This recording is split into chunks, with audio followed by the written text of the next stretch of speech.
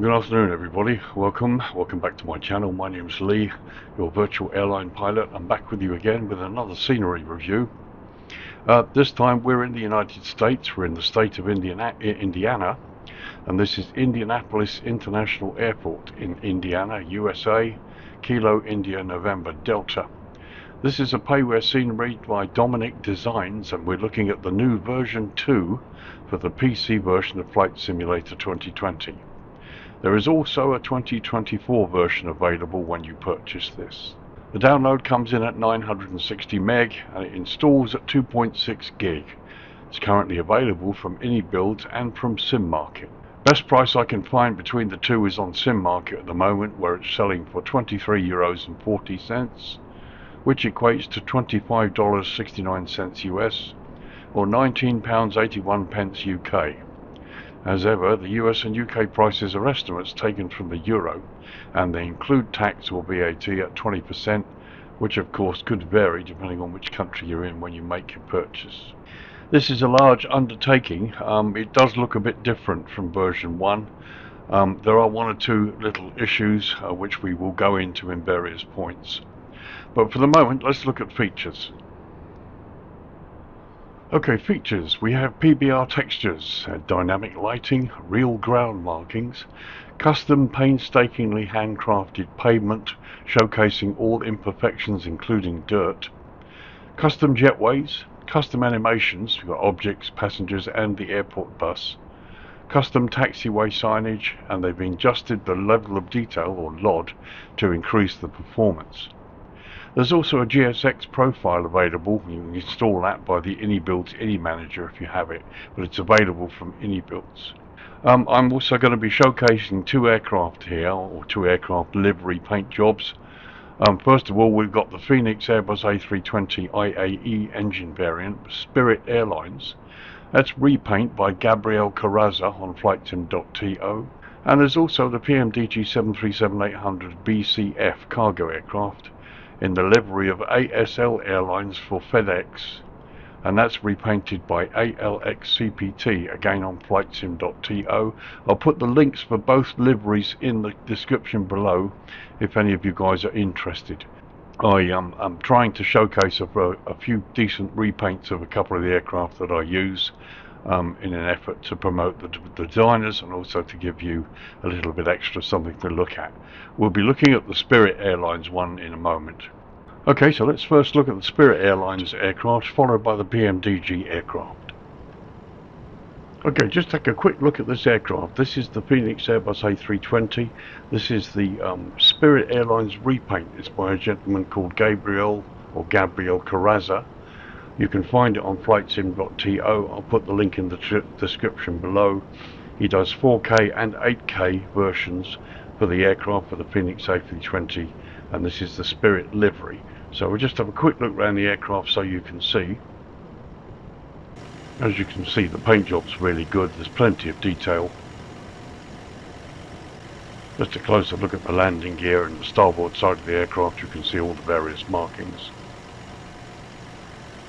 And here's the tail, all really nicely done.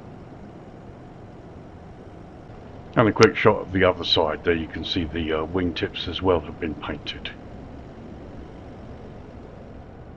Okay, just a couple of quick shots inside the cabin.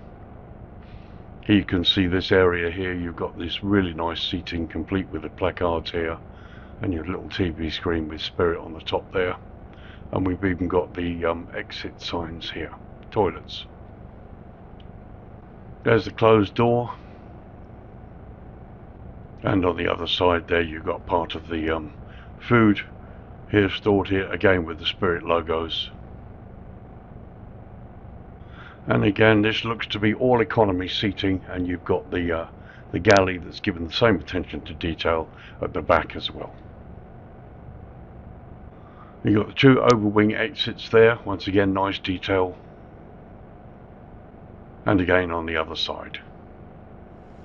So there you have it, the Spirit Airlines Airbus A320. It's an IAE engine variant, and you've got the paint there. The wings have been done nicely as well. So very, very nice little repaint. Like I said, it's done by artist Gabriel Carrazza, and I will put the link to the file in the description below should you wish to download and use this aircraft. Okay, so here we are on the cargo stands, and here's the PMDG 737-800 BCF freighter. It's a repaint by a person known as ALXCPT, and this is on Flightsim.To. Again, I'll put the link in the description for you. This is ASL Airlines operating for FEDEX. So okay, one thing while we're here, let's get GSX running and see how it works here with a cargo aircraft. Okay, so here we go, we've got stairs that are running as well. Now, I don't normally fly cargo aircraft, so this is the first time I'm looking at one, and we'll see how it goes.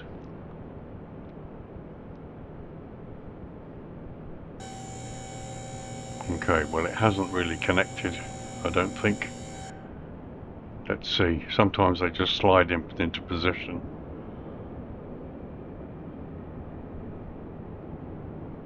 Okay, it's moving there.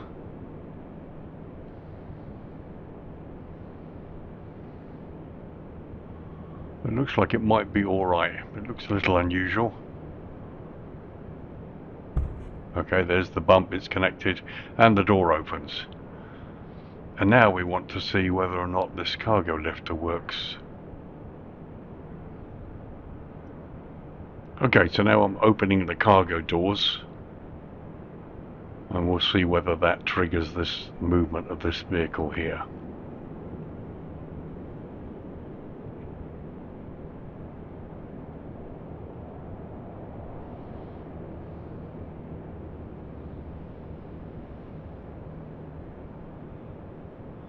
So there you can see cargo containers inside.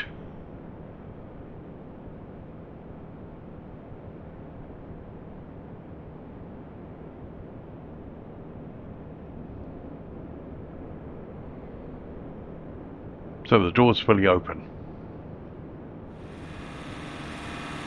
Okay, so there we go. When I use, when I say request deboarding, and they say whether or not I want to board deboard crew, I selected no, and now we've got the facilities working with the aircraft.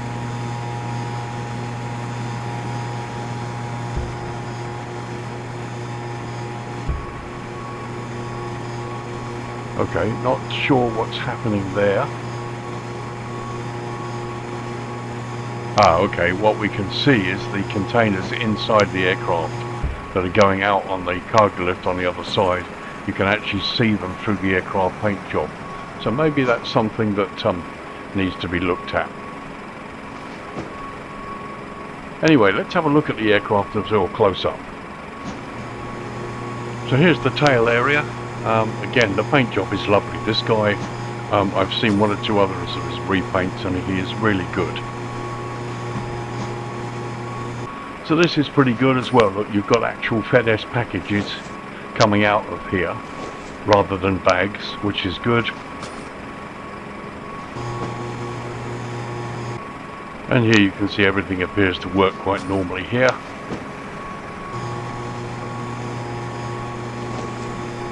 And as you can see, some really nice detail on the aircraft, everything from the doors to the cargo door. And yeah, maybe I need to fly some cargo flights and see this working. So there you go. Let's quick look inside the cockpit. I just want to show you something. So here's the inside of the flight deck, and this is what you see here parking up on the stand. And as you can see, the gentleman who created the livery also creates a little container with his EFB repaints and covers, and he's got one for FedEx here, and there's a little readme file included to tell you how to install this and then how to remove it for other PMDG aircraft that you might fly. So there you are, the PMDG Boeing 737-800 BCF, the cargo version freighter. It's ASL Airlines operating for FedEx, repainted by a chap known as ALXCPT.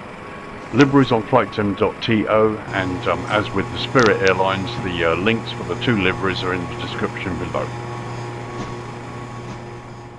Okay, history. Indianapolis International Airport, Kilo India November Delta, is a public-use international airport owned and operated by the Indianapolis Airport Authority, locally known as the IAA.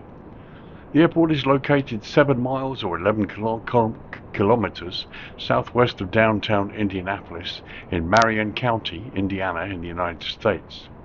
The airport serves over 50 non-stop destinations throughout North America, the Caribbean and Europe across multiple carriers. As of 2023, it was the 47th busiest airport in the US and the busiest in Indiana with over 4.7 million passengers. The airport is home to the second largest Federal Express hub in the world. Only the FedEx Super Hub in Memphis, Tennessee surpasses its cargo traffic.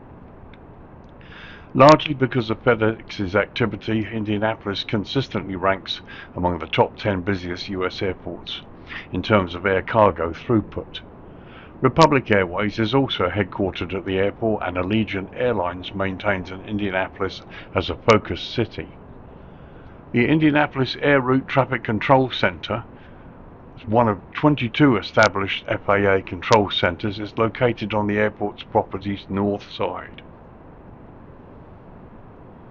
So Indianapolis Municipal Airport opened in 1931, replacing the older Stout Field as the primary city airport.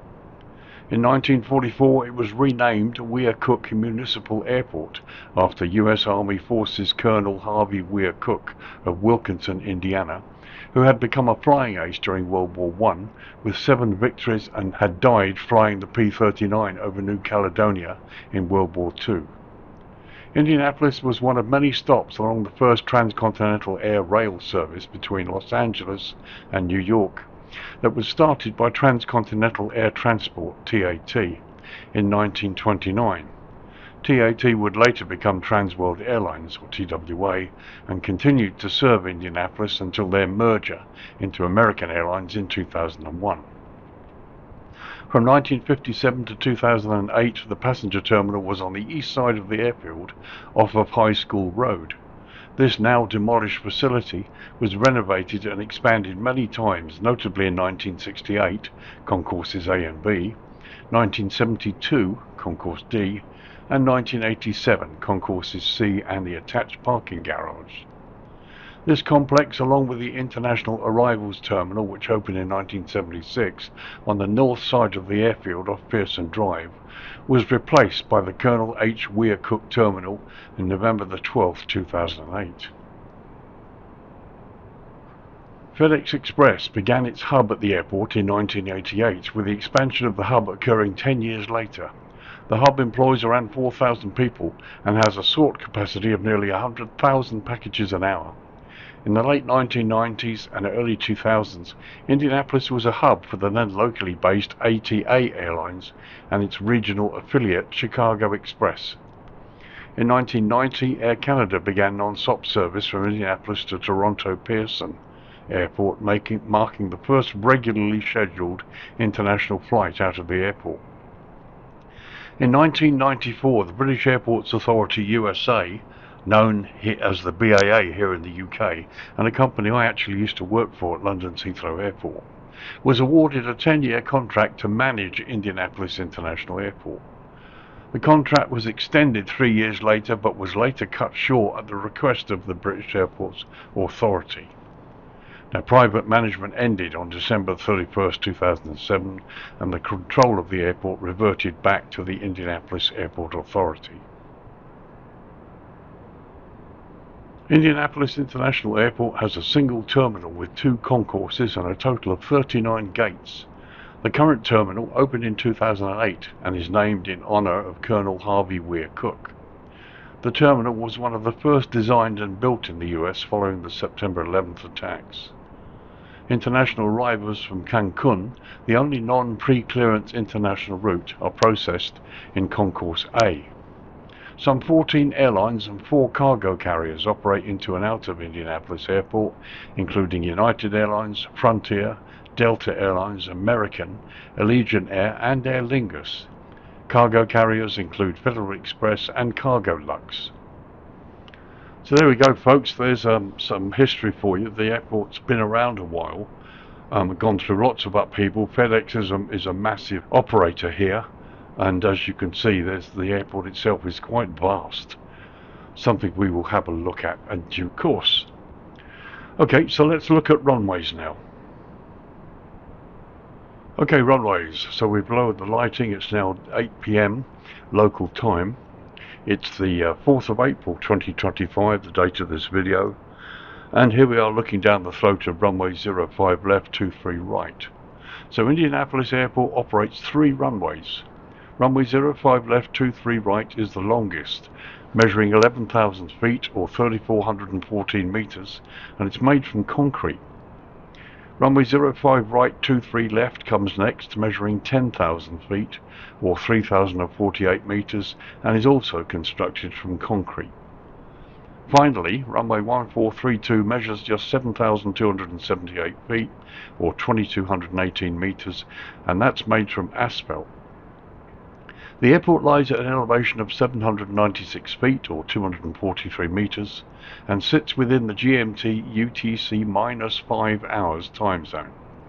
Now, the state of Indiana, like many US states, also observes daylight saving time, or DST, and with both Indiana and the UK now gone an hour forward onto summertime, the airport remains 5 hours behind the UK. So runway 05 left, we're looking down the throat of it now. Features high intensity runway lighting, centerline lighting, approach lighting system with sequence flashing lights and precision approach path indicators on the left side. So this all looks good. I can't see the flashing lights here, but they may well be there where we get lower. But this is all pretty much correct. There's the centerline. Let's just go down a little closer. Okay, so here we are, a little closer to the runway. There are no touchdown zone lights, which that's correct. It doesn't exist on the chart. What you can see is what looks like a shadowy here. The approach lighting, I did see a kind of a flash, but it doesn't flash consistently, so I don't know. That may be an issue with my graphics card. But anyway, the runway is technically correct. PAPI's on the left, high intensity lighting. The center line is there. Approach options here, you have an instrument landing system certified for Cat 1, 2 and 3 low visibility operations. So this is a good place to try and land at in low vis. You also have an RNAV GPS-Y approach and an RNAV RNPZ approach option here too. So let's look at 05 right while we're here. Okay, so here we are looking down the throat of runway 05 right, which again features high intensity runway lighting, centerline lighting, approach lighting system with sequence flashing lights, touchdown zone lighting and precision approach path indicators on the left side. Now here I can't see any touchdown zone lighting. Again, we've got this shadow. The flashing lights, I can't see them flashing. This looks to be pretty much exactly the same as 5 left. Let's just get a bit closer. Yeah, there we are. Touchdown zone lighting is missing, but that's the only thing that's missing really. And as I said, I think these approach lights do flash, but I can't see it here in the video. So approach options for 05 right. Again, you have an instrument landing system, this time certified for just category 2 and 3. And as per the other runway, you have an RNAV GPS-Y approach and an RNAV RNPZ approach. So that all looks pretty good. Let's go and have a look at runway 23 right now. Okay, so here we are looking down the throat of runway 23 right, which features high intensity runway lighting, centerline lighting, medium intensity approach lighting system with runway alignment indicator lights, which we have here, and precision approach path indicators on the left side. So that looks to be all pretty much okay. Approach options for 23 right. Again, you have an instrument landing system, this time certified for just Cat 1 and Cat 2 low visibility operations. And as per the other 2 runways, you have RNAV GPS-Y and RNPZ approach options as well. So this looks pretty much okay, as indeed it should be. So let's have a look at 23 left. So here we are looking down the throat of runway 23 left, and once again you have high intensity runway lighting, the centerline lighting, medium intensity approach lighting system with alignment indicator lights as per the other one, and precision approach path indicators on the left side. So that's all correct too. Approach options here for runway 23 left. You have instrument landing system certified for category 2 only, low visibility operations. And as per the other runways, you have RNAV GPS Y and RNP Z approach options too. So this all looks to be pretty good. So now let's have a look at runway 14. Okay, so here we are looking down the slope to runway 14. This is the shortest of all of the 3 runways. So we have medium intensity runway lighting this time. Medium intensity approach lighting system with runway alignment indicator lights, and you can see them here. And precision approach path indicators on the left side. So once again, that's all correct. There's no center line for this runway, but again, it's been added. I get the feeling, looking at these runways, that the developers basically left them all pretty much the same as they are, with only minor sort of changes or alterations, really. But to some extent, that's fine. I mean, we've got low visibility operations at almost all runway ends here. And talking of approaches, runway 14, you have a standard instrument landing system here, no low visibility option, and once again RNAV GPS Y or RNAV RNP Z approach option 2 as well. So let's just check out finally the other end, runway 32. So here we are looking down the end of runway 32. Finally, we have again medium intensity runway lighting, medium intensity approach lighting system with runway alignment indicator lights, and precision approach path indicators on the right hand side. So again, this runway is pretty much correct. Approach options, well, like the other end here, you have a standard instrument landing system, an RNAV GPS Y and an RNP Z approach options here. Now all of these runways are grooved as well in the real world, and I presume they are here as well. Okay, so there you are, there you have it. That's runways. You've got 3 runways, 2 long ones and 1 shorter one, 6 possible landing ends, and every one of them pretty much is equipped with instrument landing system, some of them for anything up to category 3 landing. So quite an interesting and challenging place to land, especially when the weather gets down. So that was runways. Now let's turn our attention to the jetways. Now there are some jetway issues, largely with spawning onto the stands, but we'll get to that in the jetway section of this video.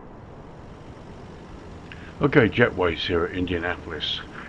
Right, just to let you know straight off, I have tried 3 gates, one on the concourse A and 2 on concourse B. And every time when I spawn from the menu, as you can see, the aircraft is not on the center line, and it's also not on the 320 marker, which is here. So you're either going to have to slew and try and position it, or maybe obviously make sure you go on here when you arrive as you're landing. But nevertheless, we will try the jetway and give it a go. Like I said, I've tried 3 stands so far, and I can't get the aircraft to go on properly onto the center line. The other thing to mention before we do the test, the research I've done suggests that in Indianapolis, Spirit Airlines park, the domestic arrivals are gates 1 to 29, and the international arrivals are gates 70 to 99. Well, for a start, there's only one terminal with 2 concourses, and both sides, A and B gates, only go up to 25. So 26 to 29, I have no idea where they are. And as for gates 70 to 99, well, there aren't any. There are gates, there are stands 80 over on the cargo side, on the eastern side. But I don't see any terminal other than this.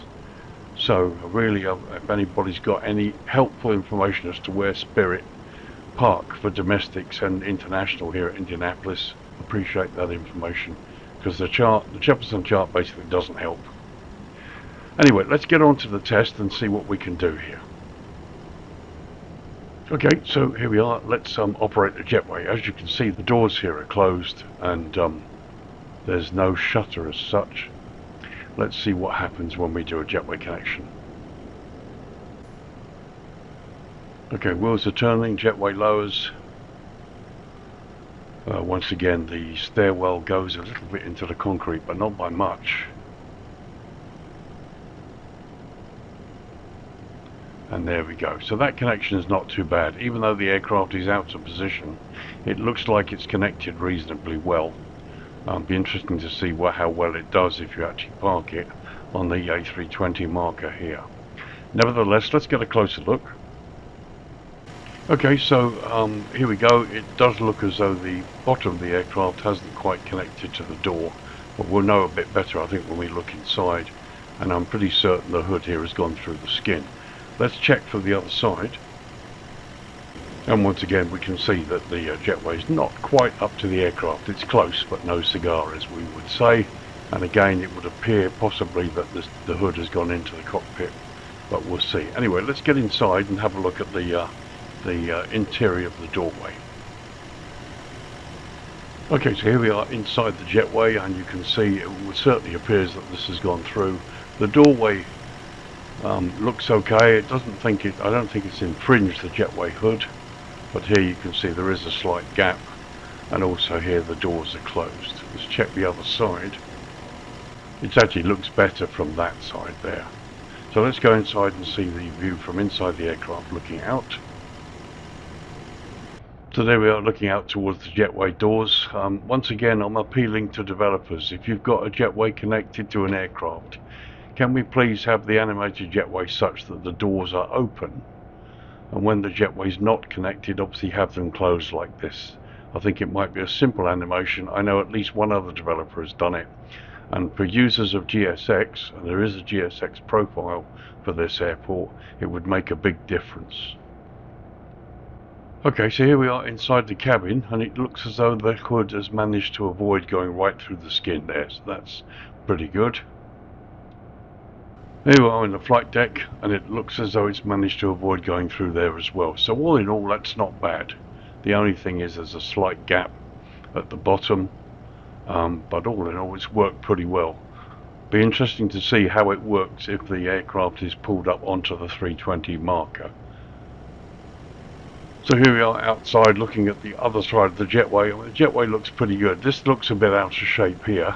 This really needs fixing, but other than that, the jetway looks pretty good. It moves okay, and it's quite nicely weathered as well. Here you can see the 737 A320 marker where the aircraft should have the nose gear on, and clearly it hasn't. And like I've said, I've tried 3 or 4 stands here, and every time I've spawned out of the menu onto a stand, it's off the center line and it's nowhere near the A320 marker. So potentially that needs looking at. Alright, so let's disconnect the jetway. Once again, the hood springs back,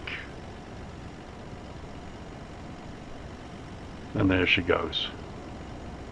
And to be honest, here, look, this looks better when it's fully retracted. It just goes a bit out of shape when it extends. So anyway, that was the jetway test, and right, so let's have a look at this airport in detail now and see what we've got here.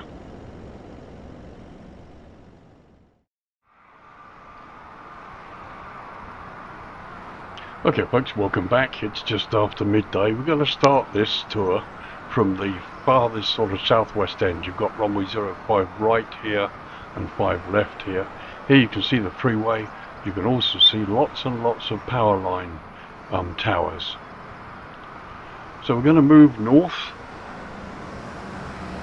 and there you can see the freeway and the towers. There's what looks like, yes they're solar panels,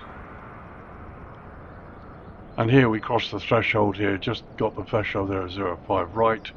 There you can see the fence line and plenty of these amazing sort of electricity pylon towers, which are pretty fantastic. So we continue north, and we're going to go up, as I say, the eastern side. Here you've got all of these stands, and you've got the cargo area and buildings coming up in the distance there as we move further north. Pretty much everything to the right there is low resolution, but actually the freeway doesn't look too bad. It looks better the higher you get. But as you can see, there's lots of stuff that's coming into view. Here you've got the cargo apron and the cargo stands. A lot of this is photo, but you know what, it doesn't look too bad at all, to be honest. Let's go across this side here. There you've got some cargo via FEDEX and stuff, and various other vehicles and buildings. Again, a plethora of these electricity towers. And as we cross back to the airport, runway 32 threshold down there to the left, and you've got these other various buildings here.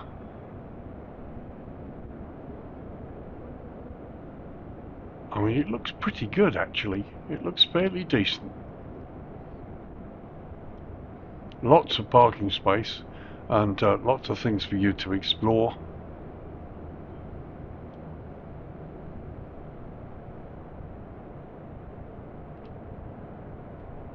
And the modelling, of course, is pretty good. No doubt about that. So now we take a tour down the western side. Again, lots of things for you to check out, hangars and bits and pieces, taxiways, everything looks pretty good. It's going to be interesting to see this in the darkness hours. But the modelling is pretty good.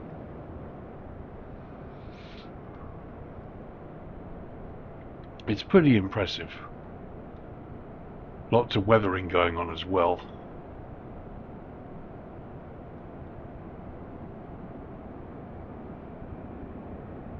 Very nice indeed.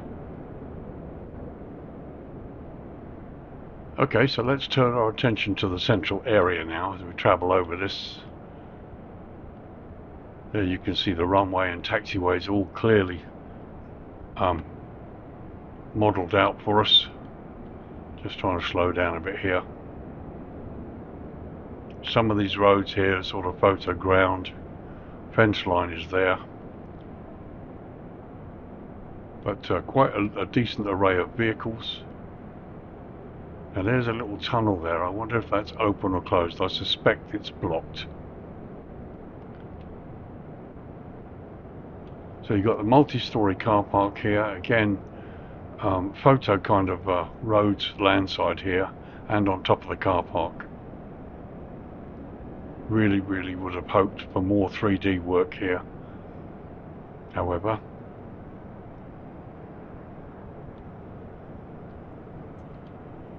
And it looks pretty good. Building main terminal area looks quite impressive. And the central area obviously is the best model part, to be honest.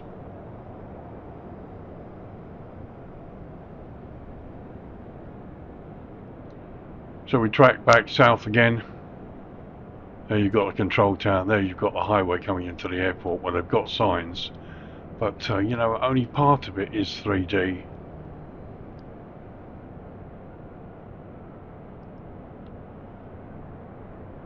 See, the roads down there are a little bit 3D there, but further nearer the terminal they're not.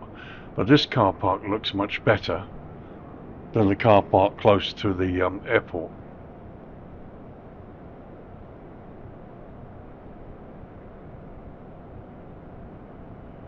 But it looks good. I really can't complain. The signs are pretty good too.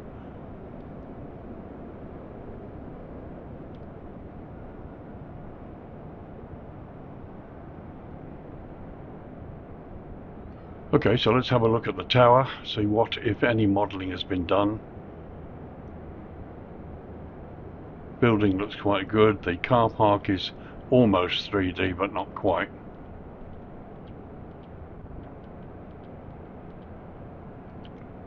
Right, I suspect there's no internal modelling. Let's have a look. Okay, so the tower has an interior, but nothing inside it. And judging by the way that is, I would suspect that there's nothing inside there too. Okay, coming back to the west side of the airport again. And it's a little bit of an anomaly, this airport. There's lots of it done in 3D, and there's lots of it that should be 3D that isn't.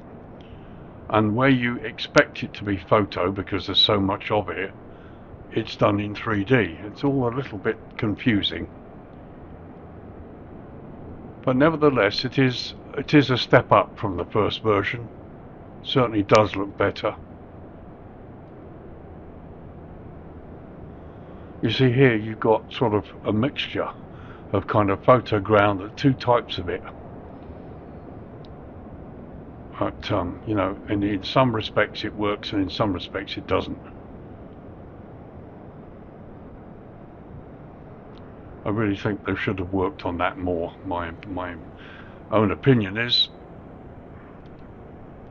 But you see, when you get to the meat and potatoes of this product, which is what you, the pilots, want to know, here the detail's excellent. All of the stands are good. They've got what you need. GSX works. You can see in through the terminal during the daylight. It's probably going to look very nice at night. No real complaints when it gets here. I mean, it's the sort of standard they want to show. It just kind of feels like in some areas where you expect it to be not quite so developed, it's got a little bit more than you expect. And in other areas where you really think that it would need to be a bit more developed, it isn't. It's almost as if you had 4 or 5 different people working on this product that didn't have any connection with each other. They all did their own thing. Okay, so there you've got the example of sort of what you might even call laziness. You've got 3D cars in the ground there that just don't work at all, unfortunately. And here we come, land side of the terminal.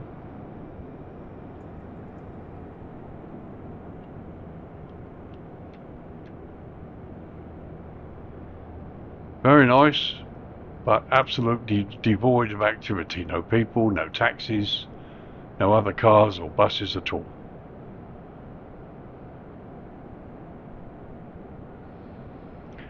Totally different, of course, from inside the terminal. There you can see loads of activity.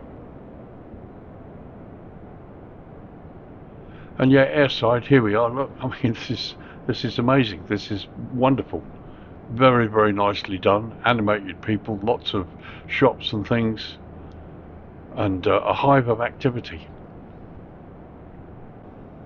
So you've got some animated and static people models. They all look pretty good.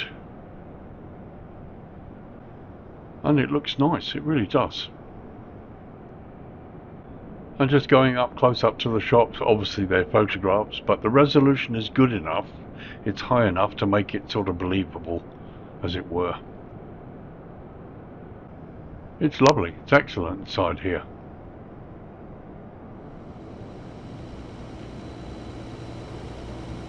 Okay, so let's pop inside one of the terminal piers here and have a look at what's going on.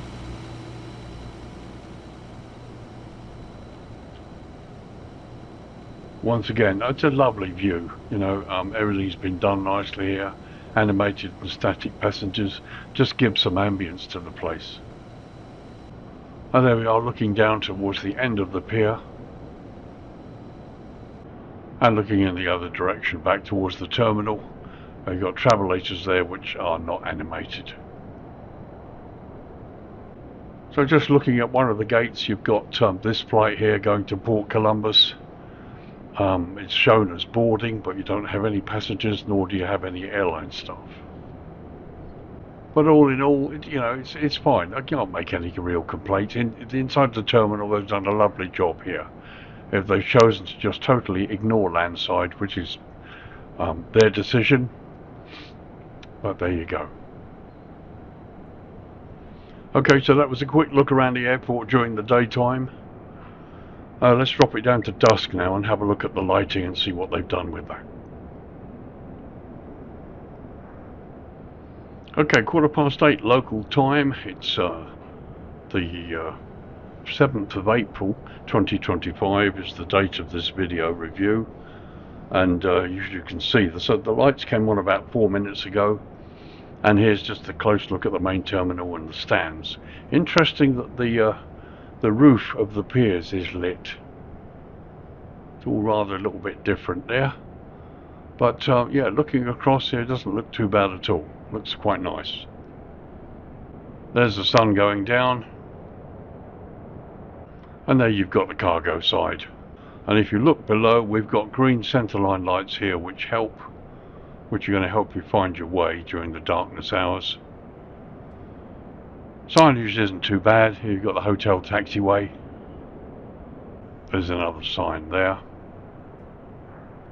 So here we are, 5 right. You've got the entry signs here, Echo 4, and various bits and pieces here. No wigwags or anything. but this is actually a high-speed runoff for 05. The lighting's quite pleasant in a way. You've got this powerful light which you get almost everywhere, and then when you get close to some of the buildings and some of the light poles, it turns a little bit yellow. FEDEX building here, very, very nice markings, but you can see how it's almost like they've graduated the light, where it's not all one colour, it's sort of yellow and then it pans out, as it were. Okay, more FEDEX containers, and quite a few floating Asobo globes, which is all a bit weird.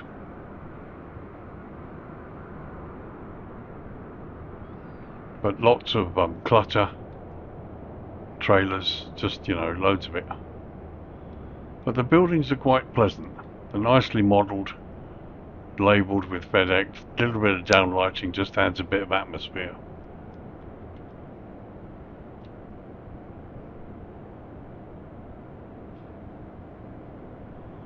And here you've got more cargo buildings. I just thought we'd do a close-up and have a look, see what we've got. Bits of clutter.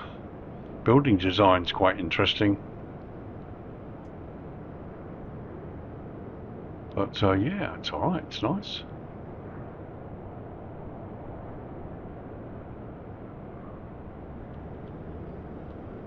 Very nice view into the terminal through the glass. I mean, that's nice. Certainly parking up here is going to be fine, it's going to be nice. And if you don't care about the way the rest of the airport's done, then, you know, you've got a winner.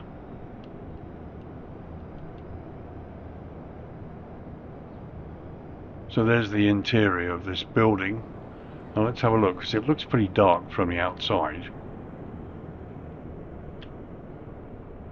But then here we are inside, and it all looks nice and bright.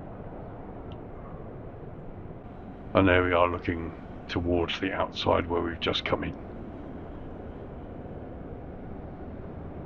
So continuing this way, there's an overview of the roof, and you can see that down through there, which is pretty good.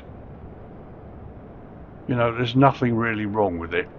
From a pilot's point of view, everything is there and it's in nice detail. The rest of the airport that they've modelled, they've just decided not to model it too highly. Although, as I said, in some areas it's better than you would expect to see. And some areas as well, they just look better in the low light. I mean, this area looked a bit bland during the day. But unfortunately you've got these Asobo globes floating all over the place. It looks like they've been peppered, which is a real pity. They could do with being removed. And the control tower there has some nice downlighting on it.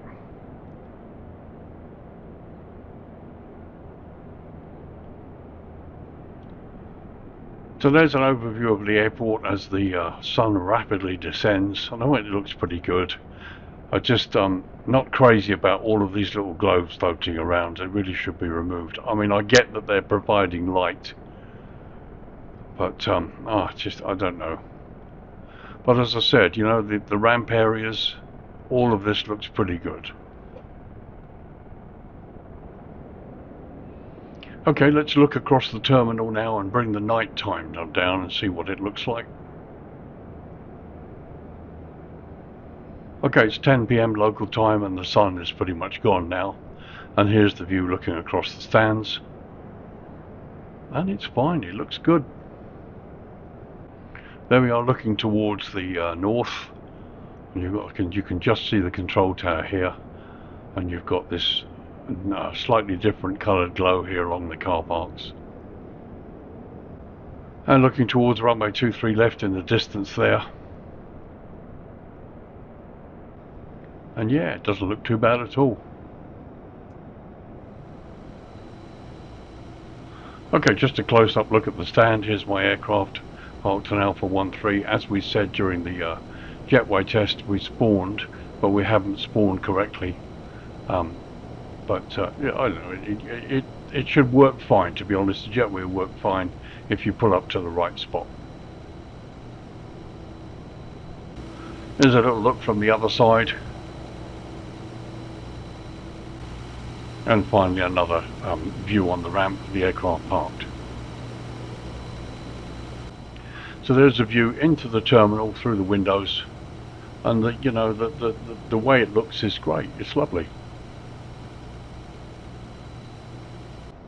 A quick look inside the terminal, and the lighting is lovely. The people. It's a vibrant place, and it just brings the airport to life. So finally, a look across the stands towards the centre part of the terminal there. And this whole area is great. It's really nicely detailed and nicely modelled, and everything you want as a pilot coming in here is available. You've got the control towers, got a little bit of lighting. Would have been nice to see that modelled interior, but there we go.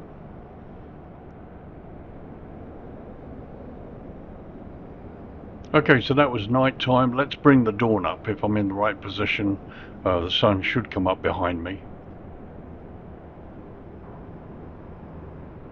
Okay, 7:30 in the morning, and as you can see, the sun's come up behind me, and you've got this really nice glow on the airport building central area here, particularly on the multi-story car park. It all looks pretty good. There we're looking south, and looking to the north, and the sun rises in the distance behind. Okay, 8:30 in the morning, just an hour later, and time to wrap up the review, give you my thoughts. This is a weird one. This is version 2. It's certainly an improvement on version 1, no doubt about that. It's almost like a two-tier kind of place. They've done a lot of work here on the central area. Obviously the places where you park, coming into land, taxiing up and parking, you've got everything that makes this look like a real airport. They've kind of left the tower a little bit, although it's lit at night, and there's some nice lighting at various places. But the whole thing's a bit spoiled because there are areas of the airport that really should be done in 3D, like these roads, for example. And the land side of the terminal here would look good, especially during the darkness hours. Okay, maybe I don't expect them to go putting people and taxis and stuff landside, although it would be nice. They've obviously decided to not go that far. But when you look at the rest of the airport, it's nowhere near as developed, if I can put it that way, as this central area here. All the activity and all the creation seems to be in this area here. The cargo area is okay, it's been given some attention. It's not what I would call as well developed as this area. So it's almost like you had 2 or 3, 4 people working on this who had no contact with each other and just doing their own thing. But that said, it's still a good airport, and you have to remember it's a vast project. Indianapolis International Airport is a huge place. The runways are huge, 10,000, 11,000 feet, a massive central area. So they've done what they felt that they could do, and that's fine. Do I think it's worth €24 getting on for $26? I'm not sure that it is. It's hard to say. I think it's probably, in terms of US dollars, because American pilots will be interested in this possibly, I think it's probably worth nearer 21. Certainly not 26. At the moment it's $25.69, which is an estimate taken from the euro price at Simmark. But it needs to be about $5 or $6 cheaper, in my opinion. You may have a different thought. This is, I don't know, this is probably a little bit not quite as good as the WF Scenery Studio of Hong Kong that they've done. And that was quite expensive. That's getting on for €28. This really isn't. The two are similar. They are very similar. And they're both sort of priced at the upper end of the market. And potentially, I don't think that they should be that high up the price, in my humble opinion. I think maybe €18, $21, something like that, including tax, by the way, is nearer the mark, in my opinion. It's like I said, it's very easy to see this as a two-tier project, done really well with the stands and the terminal central area, which, yeah, of course, is what the pilots are going to see when they park up. But they've decided not to go any further than that and not take advantage of all the wonderful things that Flight Simulator can give us, like 3D roads, moving vehicles, animations of all sorts. And that's fair enough. That's fair enough. But just my opinion. There you go. You may have a different opinion. But that's my review of the new version of Indianapolis Airport in Indiana in the USA. It's Kilo India November Delta. This is DOMINIC Designs, their payware scenery version 2, as opposed to the earlier version 1 for Flight Simulator 2020. There is a version for 2024 available too.